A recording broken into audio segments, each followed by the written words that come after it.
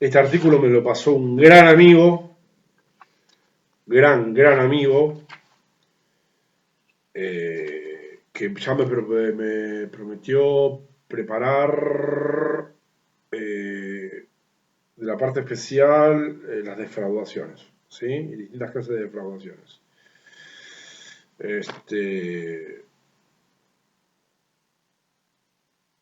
En 48 horas vamos a tener los videos de él, ¿sí?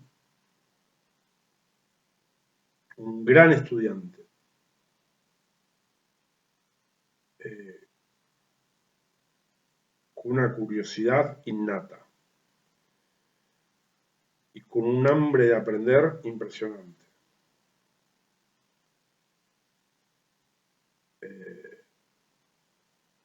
Y nada, vamos. Disertación completa del doctor Julio Mayer en el Congreso Nacional de Ejecución Penal, Derechos Humanos y Criminología Mediática. Se subtitula La prisión, o se titula en realidad La prisión y el mal llamado neoliberalismo, por Julio B. J. Mayer. El llamado liberalismo a secas siempre representó un modo de administración de poder político que consistía básicamente en una ampliación de los derechos del ciudadano combinado con un uso moderado de la fuerza pública. En el fondo, el Estado se autolimitaba por reconocimiento de derechos al individuo, derechos al ciudadano que no podían ser conculcados sino por decisiones comprometidas, muy condicionadas del poder estatal, decisiones sobre el uso de la fuerza pública de los funcionarios estatales en quienes residía ese poder, la violencia física, como atribución de competencia.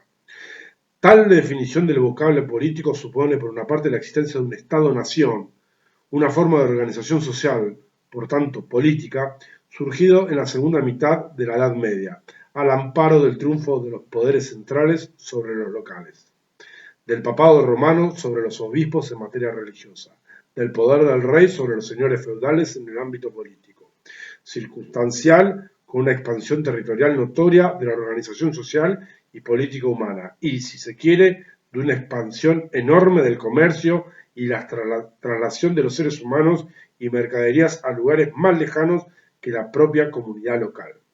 Terminaba el mundo feudal, su cultura y su forma de vida, sumido en su final en cierta injusticia en el ejercicio del poder, y comenzaba el universo monárquico, autocrático, al menos en aquello que conocemos con la más amplia definición de cultura europea u occidental, para reducir mi relato territorialmente a nuestro universo conocido por entonces, y por otro lado, permitirme hablar de modo sintético. Este fue un verdadero terremoto político de envergadura, que transformó comunidades en naciones, significó un nuevo parámetro de medición y ejercicio del poder político humano. En nuestra materia, la judicial, la cultura universal varió considerablemente. El metro de la decisión sobre un conflicto ciudadano ya no consistió en la lucha a combate de intereses representados por individuos. Tampoco el conflicto se visualizó como el quebrantamiento de la paz comunitaria.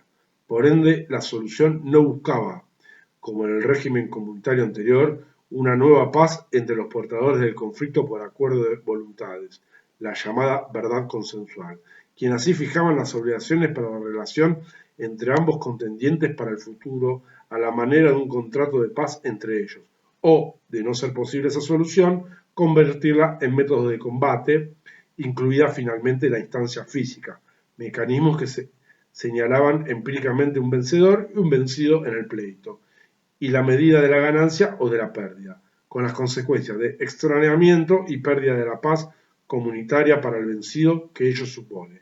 Solución propia de un mundo feudal. Cuando hago así es porque quiero ver cuántos minutos vamos. Ese parámetro fue reemplazado o sustituido por la paz del rey, símbolo del poder de la decisión central y monárquico, monopolizador de la fuerza pública, que utilizó como unidad de medida de la decisión el conocimiento de la verdad. Verdad, correspondencia con la realidad. Y por ende su investigación y descubrimiento como finalidad del procedimiento judicial. y resultado adecuado para decidir. Repito esto que es muy interesante. Más que hablamos de qué es la justicia, la verdad, la libertad.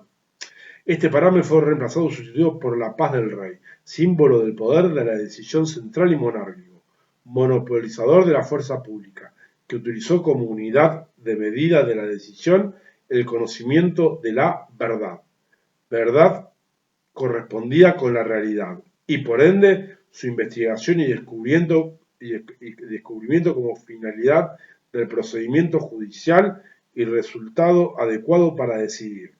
En el mundo penal, la verdad correspondencia, si bien no fue un sinónimo perfecto de valor justicia, pasó a ser parte necesaria e integrante de ella, parte importante aun cuando insuficiente de su definición. ¿Sí? Fruto de esta organización del poder de decisión judicial, daba la posibilidad de monarcas y sus consejeros de ser omniscientes y estar en todo lugar.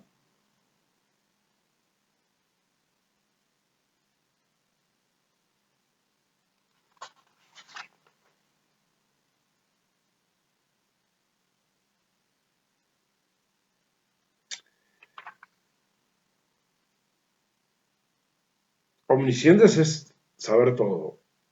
Y estar en todo lugar es omnipresente, pero no, creo que dijo omnisciente y además omnipresente, porque después hace referencia a Dios. Estar en todo lugar, como sin embargo llegó a predicarse a la monarquía absoluta a semejante de Dios y como su representante en nuestro mundo. Fue la llamada delegación del poder de juzgar en funcionarios inferiores, competencia cedida que regresaba después a su origen por escalones de control sobre su utilización, de los inferiores delegados hasta los superiores delegantes, justicia del gabinete gobernada entonces por una organización vertical que todavía hoy perdura, en más o en menos en los poderes judiciales de nuestro ámbito cultural. Los recursos contra las decisiones judiciales son la expresión procesal de esta organización judicial. ¿Sí? Después les voy a explicar algo respecto a esto. También esos criterios, ese ejercicio del poder y ese monopolio del poder de decisión y de la fuerza pública ingresaron en un cono de sombra con el transcurso del tiempo. Los ciudadanos reclamaron como propios ciertos derechos antes desconocidos por los seres humanos, teóricamente hechos por Dios a su semejanza. Limitaron así el ejercicio del poder, reclamando de la soberanía estatal, por ejemplo, la posesión y la decisión individual sobre ciertos bienes de fortuna, propiedad privada, la privacidad de cierto ámbito de relaciones, domicilio inviolable, la prohibición de la pena de muerte, la tortura, la dedicada al descubrimiento de la verdad judicial y el tormento como reacción penal estatal. La prohibición de los azotes a manera de castigo por sus hechos ilegítimos, la necesidad de una ley parlamentaria para prohibir o mandar bajo amenaza la pena única fuente del derecho penal. Ahí nace el principio de legalidad. No me vengan con el código de Hammurabi, por favor. La de un cierto procedimiento judicial reglado por ley y con una condena previa del tribunal competente para poder sufrir una pena, procedimiento que debía contemplar una intervención, mejor dicho, se está gestando el principio de legalidad. Seguridad para los reos y condenados y recluidos en ellas. O sea, y debía contemplar una intervención defensiva suficiente de quien lo sufría. Las cárceles como instituciones de seguridad para los reos condenados y recluidos en ella. Abro paréntesis con signo de pregunta, pues seguramente ustedes ya han debatido esta afirmación, según he leído en el programa y por ende conocen más que yo de la materia. El reproche de hechos externos,